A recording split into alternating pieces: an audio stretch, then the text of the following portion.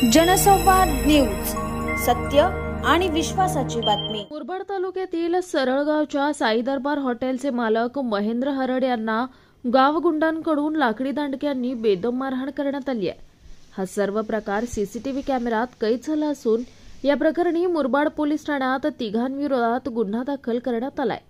चंदू हरड, मोहन कराळे, नितीन मालिक या इसमांनी रात्री 9:30 वाजताच्या सुमारास हॉटेलमध्ये घुसून महेंद्र हरड यांना दांडक्यांनी बेदम मारहाण केली। मारहाण करणाऱ्या तिघांनी हॉटेल मालक महेंद्र हरड यांच्याकडे पैशांची मागणी केली होती। पैसे देण्यास नकार दिल्यानं महेंद्र हरड यांना मारहाण करण्यात आली आहे। चंदू हरड हा सराईत गुन्हेगार असून त्याच्यावर अनेक पोलीस स्टेशनमध्ये विनापरवाना शस्त्र बाळगणे, टोळी जमवून लूटमार करणे असे गुन्हे दाखल आहेत।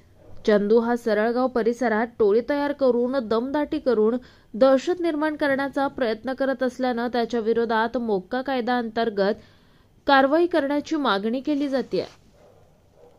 जनसंवाद न्यूज, सत्य आणि विश्वासाची बातमी। आजच सबस्क्राइब करून बेल आयकॉनला क्लिक करा आणि पहा ताज्या घडामोडींचा अचूक अंदाज आपल्या मोबाईलवर।